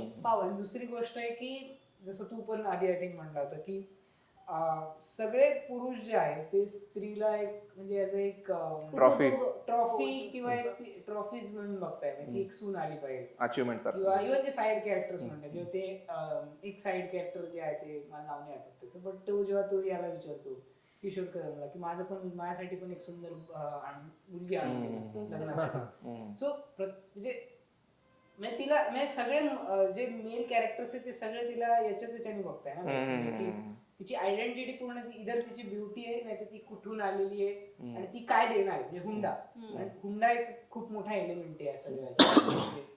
तिचं लग्न नाही झालेलं तिथं हुंडा नव्हतं देऊ शकत ते. सो त्याच्यामुळे मला वाटलं की तिच्या चॉईसेस यार ठीक आहे. म्हणजे एखादी व्यक्ती त्या तशा वर्ल्ड मध्ये असेल तर ती तशा चॉईसेस घेईल, तशी बनेल, ती तितकी सेल्फिश राहील. म्हणजे आधीच्या कदाचित तिच्या फॅमिलीतल्या बायकांनी तेवढा चॉईसेस नसेल घेतलेल्या, घेऊन नसलं शकत. मला टाइम बद्दल पण खूप इंटरेस्टिंग वाटलं. म्हणजे आता तू जे सांगत होता की त्या वर्ल्ड आणि त्या ह्याच्यामध्ये तर बेसिकली एक तर पूर्ण थ्रूआउट सिनेमा हे नोटीस केलं असेल तुम्ही की हा कुठं घडतोय आणि कधी घडतोय हे असं स्ट्रेट फॉरवर्डली सांगितलेलं नाहीये. हे प्रश्न पडलेच होते. बंगल्यावरती हे दिसतं 1851 असं लिहिलेलं दिसतं बंगल्यावरती. 1800 का 1900? 1851 लिहिलेलं दिसतं. पण ते 1851 ला बांधलेलं असेल ते गोष्ट तेव्हा घडत नाही. तो बांधलेला 1851. पण हा मला इंग्रजांचा टाइम पण नाही वाटला. नाही इंग्रजांचा टाइम नाही आहे. कारण की तसे काही पॉलिटिक्स दाखवले त्याच्यानंतर त्याच्यामध्ये रेफरन्स म्हणजे 1947च्या नंतरला आहे. पण दोन एलिमेंट जे मला खूप इंटरेस्टिंग वाटले. एक तर पहिली गोष्ट त्या गावामध्ये थ्रू आउट कुठंच इलेक्ट्रिसिटी इलेक्ट्रिसिटी नाही. सो गावामध्ये इलेक्ट्रिसिटी पोहोचली नव्हती तो काळ आहे. पण त्याचा मित्र म्हणतो की वहिनीला मिठी मारल्यानंतर आनंदला म्हणतो की तुला करंट लागला का नाही. सो त्यांना माहिती आहे की करंट काय आहे. त्यांना माहिती So आहे त्यांना की आयडिया लाईट ऑफ आहे. इलेक्ट्रिसिटी पोहोचलेली हा. पण ऍक्च्युअली इलेक्ट्रिसिटी पोहोचलेली नाही. काय होतं So- शुभम, त्या काळ म्हणजे एक काळ होता हम्म. की काही काही गावांनी नव्हतीच लाईट Right. पोचलेलीच नव्हती. राईट हा, असू शकतं तसं. होता तो काळ होता काही दिवस लाईट आलेली होती पण काही गावातनी पोचलेलीच नव्हती. राईट. ते तसेच वागत होते. अजून पण एक नोटीस केला असेल तू पहिल्या सीन मध्येच दाखवले काही गाड्या टू व्हीलर्स उभ्या केलेल्या दिसतात ज्या की हो हो त्या काळात होत्या तिथं हो, दिसतात त्या. हो बैलगाडी जाताना टू व्हीलर दिसतात. हो हो त्या जुन्या मग राजदूत असेल किंवा बुलेट सारख्या अशा कुठल्या तरी जावा वगैरे गाड्या हम्म. म्हणजे त्या कधी आल्या होत्या तो काळ तिथं आहे. 1900 लेट 70-80 70चा काळ लेट 70-80 वाटतंय मला. 60 ते 80च्या मध्येच आहे हा. सगळा हा काळ. 60 ते 80च्या मध्ये मग हा, तसा मला काळ असं वाटतंय क्लिअर होतो तो. की हा मला असं वाटतं आपण हे त्या टीम मधलं जर कोणापर्यंत हा व्हिडिओ गेला तर प्लीज एकदा कुठेतरी आम्हाला सांगा की हे ऍक्च्युली कुठल्या टाइम मध्ये घडलं. कुठल्या टाइम पिरियडची कारण गोष्ट की आहे. त्या टाइम साठी आम्ही इतके थिरीज लावलेले हो. आहेत. आणि मेन जो गोंधळाचा कार्यक्रम आहे जागरण करतात आणि गोंधळ करतात त्याच्यावर बोललं पाहिजे हा आपल्याला. तर त्या रिच्युअल्स बद्दल पण मला असं वाटतं त्या खूप इंटरेस्टिंगली रिच्युअल्स वापरलेल्या आहेत या फिल्म मध्ये. ओव्हरऑल जी काही गोष्ट चालली आहे तर पूर्ण फिल्मचं स्ट्रक्चर हे इंटरकटिंग मध्ये आहे. पॅरल कटिंग इंटरकटिंग मध्ये एक इव्हेंट चाललाय पूर्ण रात्रभर ते लग्नाचा जागरण करून उद्या गोंधळ घालणार आहेत आणि ऍक्च्युली बाहेरच्या गोष्टी चालल्यात आणि ते एक इकडचा कट इकडचा कट इकडचा कट असं 2 पॅरल लाईन्स जोडतात. इंटरकट होत आहेत आणि त्या खूप सुंदर जक्स्टापोज झालेल्या आहेत. सो एडिटिंग पण तशा अर्थानं सुंदर झालंय त्या इंटरकटिंग आणि त्या ओव्हरऑल त्या सगळ्या ह्यानं. आणि त्याच्यामध्ये ते गोंधळ एक तर दाखवला पण खूप सुंदर आहे. म्हणजे त्या गोंधळातले गाणे असतील गोंधळातलं जे काही ऍक्ट आहे ते नाचणं असेल ते जे काही आपलं कल्चर मध्ये जे काही ते उतारी करतात किंवा मग ते देव नाचवतात. देव नाचवतात मुरळी नाचते ते पूर्ण आशीर्वाद असतो ते पूर्ण सगळं हो. ते खूप भारी घेतलेलं आहे. आणि ते शूट पण खूप इंटरेस्टिंग झालेलं आहे. हा. आणि तो ज्या पद्धतीने म्हणजे त्या गोंधळाचा एलिमेंट ज्या पद्धतीने फिल्म मध्ये आलाय आणि ओव्हरऑल स्टोरीला तो जसं प्रोग्रेस करतोय ते पण खूप सुंदर चपकल बसलंय असं आपण म्हणू शकतो. तर गोंधळ हा वेगळाच इव्हेंट असतो आमच्या इकडं. गोंधळ हा वेगळाच इव्हेंट असतो. गोंधळी असतात आणि ते इव्हेंट केला जातो. आणि जागरण हा पूर्णपणे एक वेगळा इव्हेंट असतो. जागरण गोंधळ एकत्र केलंय ते जे आहे ते जागरण गोंधळ आहे एकत्र केलंय आणि तो इव्हेंट आपल्याला फिल्म मध्ये बघताना खूप सुंदर वाटतो. पण मला माहित नाही कुठं नेमका असा अख्खा इव्हेंट असा कुठं असेल. आमच्या इथे जागरण गोंधळ एकत्र होतं बरं एकत्र होतं ठीक पण आहे अशा पण पद्धतीने नाही. अशा पद्धतीनं परत त्याच्यात नाही का ते एक सोंगी भजन नावाचा एक प्रकार असतो हो. तो एलिमेंट पण वापरलाय त्याच्यात. अच्छा. बघायला खूप सुंदर वाटतं पण असं सगळं एकत्र असं कुठं असतं लिबर्टी बी पण घेतलेली असू माहित शकते नाही. किंवा कुठे होऊही शकत असेल पण आपल्याला बघायला खूप सुंदर आहे. ते चिठ्ठी देऊन ते हे करतात ते होतं का? उतारी होते ते वेगळ्या पद्धतीने होते हा. उतारी अशी होते होते ना? थोडी चिठ्ठी नसेल किंवा असेल कुठं चिठ्ठी पैसे देऊन नसेल. सांगतात उतारी होते ते हा, सगळं होते. म्हणजे ते थोडं मनोरंजनच्या हा. स्टाईल मध्ये Roasting. असतं. त्या काळातलं रोस्टिंग त्या काळातलं रोस्टिंगच आहे ते. हो मजा येते त्याने. अजून एक गोष्ट होती मला बोलायची. ती जी मुरळी दाखवली आहे तर ऍक्च्युली मुरळी तशी नसते. आमच्या इथे ऍक्च्युली बाया मुरळी म्हणून येतात स्त्रिया मुरळी म्हणून येतात. त्यांचीच ऍक्च्युली बायका असतातच असतात. ते कारण की मुरळी ही तुम्ही बऱ्याच फिल्म किंवा शॉर्ट फिल्म बघितली असतील मुरळीवर किंवा देवदासीवर हा. त्या असतात त्या मुरळी असतात मुरळ्या असतात ऍक्च्युली. सो इथे एक पुरुष एक प्ले करतोय रोल ते त्यांना स्टोरीनुसार वापरलंय कदाचित ते स्टोरीची गरज आहे म्हणून त्यांनी- नसतो. म्हणजे मी तरी नाही बघितलेलं मी मे पण बी नाही असेल बघितलं. कुठे मी असं नाही मी की लेडीज बघितल्यात हा, म्हणजे गावाकडं नसतो. त्यांच्याच बायका असतात जे ते बाजू सिनेमॅटिक हा, लिबर्टी exactly, exactly. एक family वाघ्या आणि असते. मुरळीचं हा, लग्न वाघ्या होतं. मुरळी. ते डायरेक्ट वाघ्या मुरळी असतात. ते देवाला सोडलेली स्त्री असते मुरळी. एक्झॅक्टली तेच वापरलं जातं मुरळी जागरणामध्ये. मला असं वाटतं ते जे सोंग नाचवणं आणि ते जे काही होतं ना मला असं वाटतं कुठेतरी कांतारा आल्यापासून आहे ना त्याचा इन्फ्लुएन्स झालेला आहे. आणि आपल्याला ते मुखवटे आणि ते असं कल्चरला घेऊन मग तसं काहीतरी ते सगळं डिझाईन करायचं. पण एक आहे ते ऍक्च्युली आहे ग्रामीण भागात होतं पूर्वी आणि अजूनही आहे काय ते सोंग घेणं किंवा वाघाचं. ते नाही का एक अजून पण असतं बघ मोरघोडी नावाचा एक प्रकार आहे डान्सचा. अच्छा मोरघोडी म्हणजे ते असे घोडे आणि मोराचे मुखवटे हो, हो, घालतात हो. आणि असे नाचवतात. हो हो हो तो तुम्ही खंडेराया त्यात दाखवला तो असा घोडा घोडा घेऊन आलेला येतो दाखवला घोड्यावर. तशा स्टाईल मध्ये असतं ते. हो हो वापर केलाय सगळ्या गोष्टींचा एकाच एलिमेंटसाठी पण तो कल्चरल वापर भारी केलाय त्यांनी चांगला गेला. केलाय वापर. हा, मग ती लिबर्टी आपण accept लिबर्टी करू ऍक्सेप्ट शकतो. करू शकतो आपण. त्याने काही प्रॉब्लेम नाही उलट सुंदरच झालं. सुंदरच झालंय मला त्याच्यामुळे. त्या थॉट बद्दल थोडस असं वाटलं की रिसेंटली मी खूप फिल्म मध्ये बघतोय हे म्हणजे याच फिल्म मध्ये नाहीये खूप फिल्म मध्ये असं बघतोय की कांतारा आल्यापासून मग आपल्या कल्चरल काहीतरी ट्रेडिशनला किंवा रिच्युअलला घेऊन असं काहीतरी डिझाईन करायचं. हे खूप बघतोय मी एवढ्यामध्ये पण ठीक म्हणजे आहे, हे असं होत असतं म्हणजे कुठल्या तरी एका सिनेमाचा चांगला त्याच्यावर दुसऱ्या सिनेमावरती हो. परिणाम होतच असतो किंवा Exactly. ते हळूहळू फॉलो करतात लोक उलट आपल्या कल्चर मध्ये अशा कथा असे खूप आहेत आलं पाहिजे आणि सिनेमा मराठीमध्ये हे जे आलं ना मला खूप आवडलं खूप आहे. आपल्या कल्चरला घेऊन इतका चांगल्या लेवलचा ग्रँजर दाखवण्याचा प्रयत्न जो केलाय खूप हम्म. सुंदर आहे हो मग भारी म्हणजे मला चांगलं वाटलं आणि त्याच्यात कथानक असं सस्पेन्स आणि या गोष्टींना भरलेलं ते रात्र टोन असे दिलेले चांगले पॉलिटिक्स एका खूप अत्यंत महत्वाच्या कॅरेक्टर बद्दल आपण विसरलोय हो हो जे दाजी नंतर मला जर सगळ्यात जास्त कुठलं कॅरेक्टर आवडलं असेल तर ते आजीचं वा हा, yes, yes. आपण आणि त्या wow. आधीचं सगळं- तो म्हणजे बेसिकली त्याच्या आजी आहेत सरू आजी का चारू आजी काहीतरी सरू आजी ते देव माणूस नावाच्या एका सिरियल मध्ये त्यांनी कॅरेक्टर ते कॅरेक्टर केलेले आणि आता ते इतकं आयकॉनिक कॅरेक्टर बनलंय ना ते त्यांचा तो की चष्मा. हा तो हा, लुक black जसाचा color तसा फिल्म मध्ये चष्मा वापरला लुक साठी तसंच वापरलंय हा. ते. आणि तुम्हाला खरं सांगू का? 2-3 ह्याच्यामध्ये बघितले त्यांना हो. ते कॅरेक्टर त्यांचं ओपनिंग ते सीन जे आहे ना पहिला हो तोच खूप खतरनाक scene हा आहे. मी तेच म्हणणार होतो आणि हा. त्या शॉर्ट साठी पर्टिक्युलरली ज्या शॉर्ट मध्ये आजी इंट्रोड्यूस होते आणि ते हो. म्हणजे मी ते आता सांगणार नाही ते थिएटर मध्ये जाऊन वा. बघण्याची मजा आहे खूप म्हणजे ते इतका केओटिक आणि त्या इतकं एका सीन साठी सुद्धा सिनेमा थिएटर मध्ये जाऊन बघू स्टोरी शकतो. पूर्ण फिरते हो. एका सीन म्हणजे आजीने मध्ये सगळं फिरवले हो. खरं बघायला गेलं तर. सगळं. आजी main आहे. तुम्ही असं शेवटी आजी काढायला पाहिजे पण- मला. हा. आणि तो ती जी आजी आहे आणि तो ज्या पद्धतीने तो शॉट लावलाय वा. एडिट मध्ये पण लावलाय एडिटरला त्या गोष्टीसाठी पण हॅट्स ऑफ केले पाहिजेत हो. की म्हणजे आपण त्याला जम्प स्केअर जे म्हणायचो ना हॉरर मध्ये असं हो. अचानक जम्प स्केअर येतो हो. किंवा लाईफ ऑफ पाय मध्ये त्या बोट मधून तो वाघ उडी मारतो समोर हो. डिरेक्टली हो. आणि आपण ते 3D मध्ये बघताना असं अंगावर आल्यासारखं झालं होतं मला तसं लिटरली आजी नुसती अंगावर नाही आली आजीनी आपला मेंदू व्यापून टाकला अख्खं फील झालं म्हणजे. खरंच. ते इतकं आयकॉनिक नाही, होतं आणि spoiler आणि देता- खूप आपण वेगळ्या मूड मध्ये होतो ना ते हो, जे काय चाललं exactly, होतं exactly. आणि अचानक असं हो, जम्प हो. अंगावर आणि आता काय होईल असं ते तयार झालं की आता काय होईल ब्रिलियंट यूज केलाय त्या कॅरेक्टरचा ती जे त्यांचं ऑलरेडी इस्टॅब्लिश झालेले कॅरेक्टरिस्टिक्स आहे त्यांचं त्या आजीची इमेज झाली होती त्या गोष्टीचा म्हणजे प्रचंड सुंदर मुवमेंट आहे मी म्हणलं हा खास या मुवमेंटसाठी एकदा तरी थिएटर मध्ये सगळ्यांनी गेलं गेलं या पाहिजे moment आजीचं साठी. कॅरेक्टर हा. आणि आजीच्या कॅरेक्टर बद्दल मला थोडं बोलायचं आहे हम्म. कारण की त्या साताऱ्याच्या आहेत हो, हो. त्यांचं नाव सुतार मॅडम म्हणून आहे अच्छा. आणि त्या अगदी ज्युनियरचं जेव्हा काम करत होत्या हम्म. सुतार मॅडम आजी तेव्हापासून मी त्यांना ओळखतो हम्म. मी काय काय शॉर्ट फिल्म वगैरे आम्ही सोबत केलेले आहेत ते यायच्या जायच्या वेब सिरीजला पण काम केले त्यांनी युट्यूबच्या वा. आणि देव माणूस पासून त्या आजींना म्हणजे सुतार मॅडमना हम्म.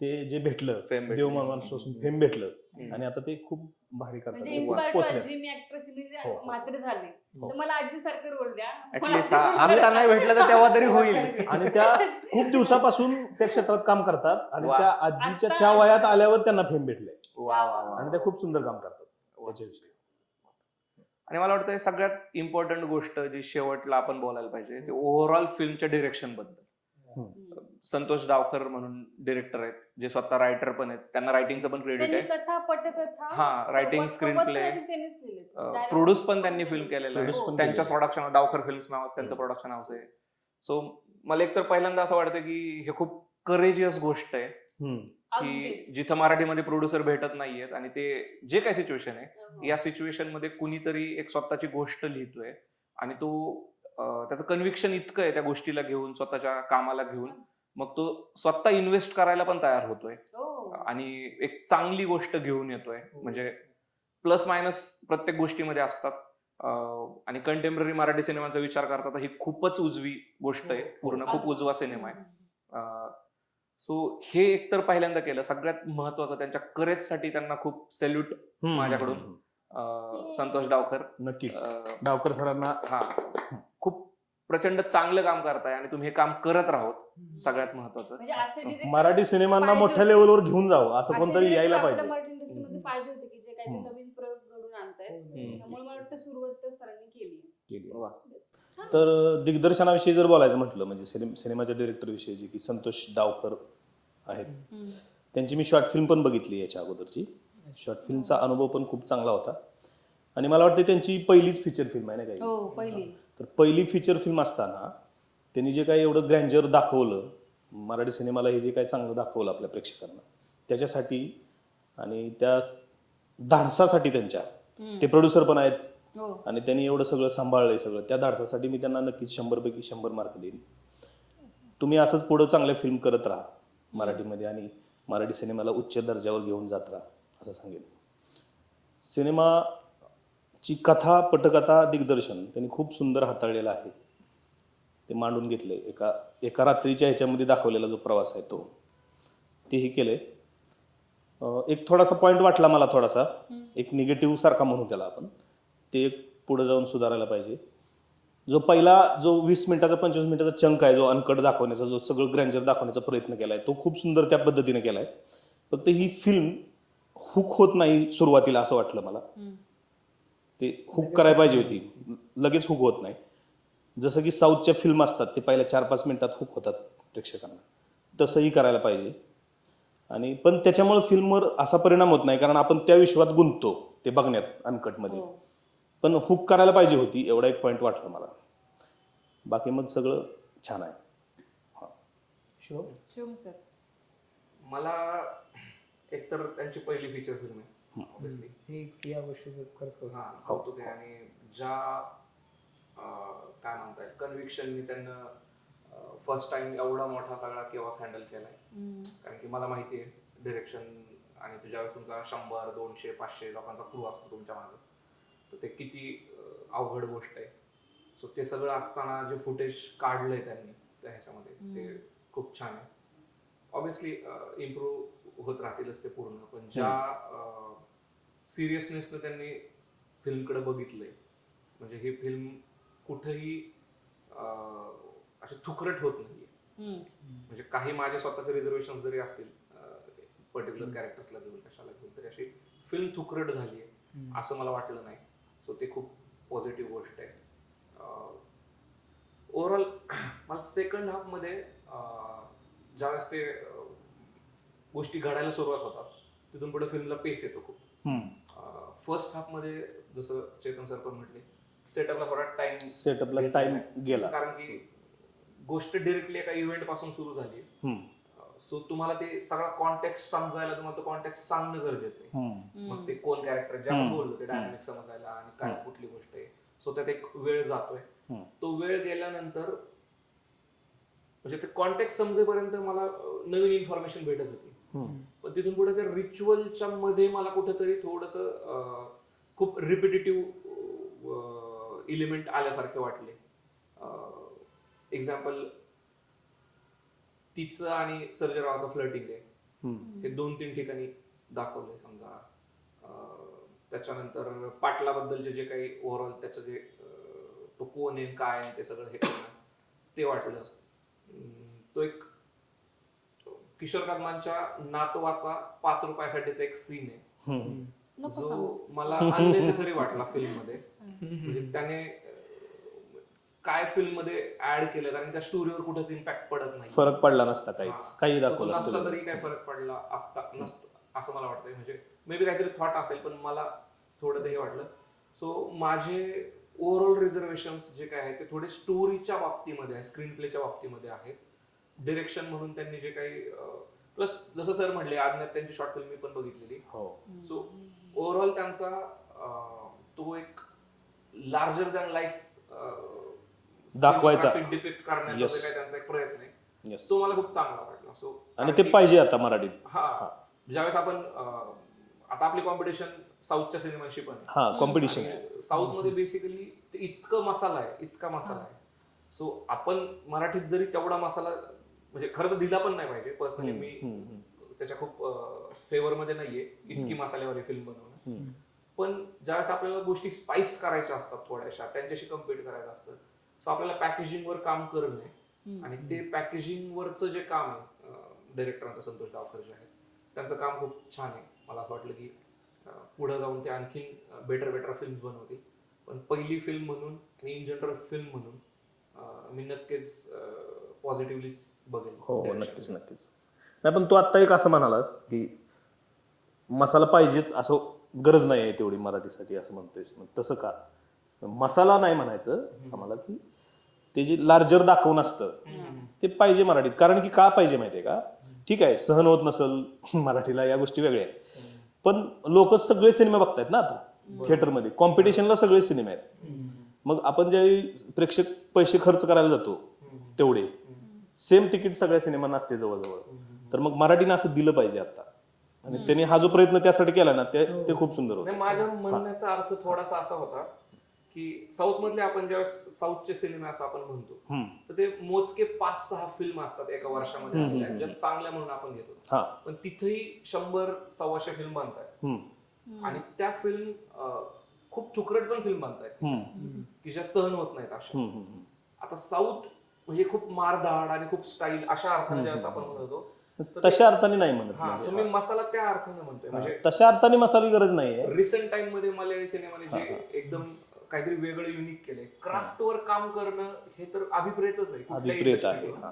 पण मी विचार करतो की एका सीन मध्ये एक छोटासा सीन आहे, हम्म. 2 मिनिटाच्या सीन मध्ये 100 कट देणं आणि टिल्टेड अँगल लावणं नाही. आणि त्या गाडीचे चाक 3 वेळा ते फिरून जातंय वेगवेगळ्या ते scene. ते गरज नाही आपल्याला. हा, मराठीला त्याची गरज नाही. जे जे साऊथच्या काही सिनेमामध्ये होतं. आता मी तिथे पुन्हा पूर्ण साऊथ इंडस्ट्रीला नाव नाही ठेवत आहे. खूप बरोबर सुंदर सिनेमा बरोबर तिथून बरोबर. आलेले आहेत. सो खूपदा काय होतं की साऊथच्या ह्या जी काही फ्लॅशी एडिटिंग स्टाईल आहे हम्म. त्याच्या इन्स्पिरेशन मध्ये आपल्याकडं जे नवीन डिरेक्टर असतात हम्म. तसं काहीतरी करण्याचा प्रयत्न करतात. ते एकतर चुकीचं आहे. हा, ते क्राफ्ट पण त्यांनी शिकलेलं नाहीये फ्लॅश एडिटिंगचं, हा. आणि खूप रिअलिझमच्या बॅकग्राऊंड मधून येऊन डिरेक्टली फ्लॅश एडिटिंगची गोष्ट करायला गेल्यानंतर ते काहीतरी खूप असं बेचव बनतं. गरम मसाला जास्त झालाय, ह्याच मसाला जास्त झाला हा, या गोष्टीची 100% सहमत हा. आहे मी की तसं नको. सो स्टाईल इज इम्पॉर्टंट, हम्म. पण ती स्टाईल त्या सबस्टन्स साठी आहे हम्म. आणि तिने त्या सबस्टन्सला सर्व केलं पाहिजे. हम्म. हा जो बॅलन्स थॉट आहे, हा थॉट मला वाटतं गोंधळने पकडलाय चांगला. पकडलाय, आणि 100% म्हणून मी पकडलाय. म्हटलं की फक्त आपल्याला विदाउट सबस्टन्स स्टाईल नकोय, हम्म. तर तो सबस्टन्स काय असेल आणि मग त्याला अप्रोप्रिएट स्टाईल काय असेल त्याचं कनेक्शन जोडून जर काही आपण देतोय कोणी, हो. तर त्या अर्थानं माझं म्हणणं. बरोबर. मग ते बरोबर आहे तुझं. मला वाटते आपण आता ऑलमोस्ट सगळे मुद्दे कव्हर केले. हम्म. शेवटला आपण आपण बोललो वन सगळं. पॉइंटर की जो आपल्या शोचं पण टायटल आहे आणि आपला मूळचा प्रश्न आहे, हम्म. कमीत कमी शब्दामध्ये उत्तर द्या हो. की जायलाच लागतंय का? येस, डेफिनेटली जायला लागतंय, कारण की फिल्म एक एक्सपिरियन्स आहे. ती फक्त अशी नाही की like तुम्ही छोट्या स्क्रीनवर पाहाल आणि हम्म. तुम्हाला तुम्ही एन्जॉय कराल. तसं हम्म. थिएटरमध्ये जाऊन पाहूनच डेफिनेटली जायलाच लागतं. वा, जायलाच लागतंय का? नक्कीच जायला लागतंय, कारण डिरेक्शन, ऍक्टिंग, तुम्ही कॅमेरा वर्कसाठी, म्युझिकसाठी या सगळे पॅकेज आहेत गोंधळ फिल्म. त्यामुळं थिएटरमध्ये जाऊन नक्कीच बघितलं पाहिजे. आणि मराठीमध्ये एक वेगळं काहीतरी प्रयोग झाला असं मला वाटतं. खूप दिवसांनी असं म्हणायला पाहिजे, टिपिकल ज्या मूवीज येतात ते, त्यामुळं थिएटरमध्ये जाऊन नक्की बघा आणि तुमच्यासोबत अजून काही लोकांनाही घेऊन जावा. नक्की बघा. तर तुमचं जायलाच लागतंय का? 100%. ही फिल्म बघायला थिएटरमध्ये जायलाच लागते. त्याचं कारण आहे की, आणि विथ फॅमिली जायला लागते. फॅमिलीला घेऊन जाण्यासारखी फिल्म आहे आणि जो अनुभव असतो थिएटरचा तो या फिल्मसाठी घेतला पाहिजे. छोट्या पडद्यावर बघून तितकं नाही, म्हणजे ते साऊंड आहेत ना त्याच्यातले sound. एलिमेंट्स वापरलेले, पारंपरिक संगीत, म्युझिक आणि लार्जर दिसणं, लाईट, या गोष्टीचा अनुभव घ्यायला थिएटरमध्ये जावंच लागते. ते केलेलं आहे 100%. Shome sir, final words. तुम्ही तर मी म्हणेल की खूप प्रेक्षक आता खूपदा मराठी सिनेमाला ट्रोल करण्यासाठी खूप आपण पुढे असतो. प्रेक्षक म्हणून आपण प्रचंड ट्रोल करतो 100%. आणि मी काही त्याच्या अगेन्स्ट पण नाही सिनेमाला ट्रोल करण्याच्या, कारण की जसं सिनेमा बनवणं त्यांचा अधिकार आहे, तो रिलीज करणं, तसं त्याच्यावर रिएक्शन देणं हे ऑडियन्सचा अधिकार तो पण आहे. जनरल सोशल मीडिया युजरचा अधिकार आहे. पण खूपदा असं होतं की या ट्रोलिंगच्या गदारोळामध्ये कुठली तरी एखादी महत्वाची फिल्म किंवा महत्वाचा सिनेमा येतो आणि तो आपल्यापर्यंत पोहोचतच नाही, तो आपल्याला माहितच होत नाहीये. आणि मग मराठीत चांगले सिनेमे बनत नाहीत, हेच पुन्हा आपण हे करतो. कारण पुन्हा की तेच जर असा उघडत बसतो. चांगला सिनेमा बनलेला असेल, म्हणजे कारण जर शॉर्ट मध्ये सांगायचं म्हटलं तर सगळ्यात पहिल्यांदा जे काही प्रोडक्शन डिझाईन आणि जे काही त्यांनी सिनोग्राफी डिपिक्ट केलेली, ते जे वन कट्स आहे, जे काही एडिटिंग मधल्या मज्जा आहे आणि जे काही तो इलयराजांचा साऊंड आहे, जो आपला मराठी फोक साऊंड आहे, आणि ते इलिमेंट एका स्टोरीला, जी स्टोरी ही इंटरकटिंग मध्ये आहे, सो इतक्या युनिक पद्धतीनं मराठीच्या दृष्टिकोनातून काहीतरी पॅकेजिंग चांगली असणारी फिल्म आली आहे. आणि त्या फिल्मला जाणं, त्या फिल्मला सपोर्ट करणं, जर हे आपलं काम आहे, हे जर आपण केलं तर आपण डिमांड करू शकतो आणखी चांगल्या सिनेमा इंडस्ट्रीकडून डिमांड करू शकतो आणि वाईट सिनेमाला नाव ठेवण्याचाही अधिकार कमवू शकतो. सो मला वाटतंय माझ्या साईडनेही सिनेमासाठी, त्यांच्या प्रयत्नांसाठी, नव्या एक्सपिरियन्ससाठी जायलाच लागतंय. सो तुमच्या सगळ्यांना आमचं आवाहन आहे की ज्यांच्यापर्यंत हा व्हिडिओ पोहोचतोय आपापल्या जवळच्या थिएटरमध्ये जायलाच लागतंय कारण की मराठी सिनेमाची गोष्ट आहे आणि मराठी जसं वाजलंच पाहिजे तसं मराठी बघितलंच पाहिजे. बरोबर.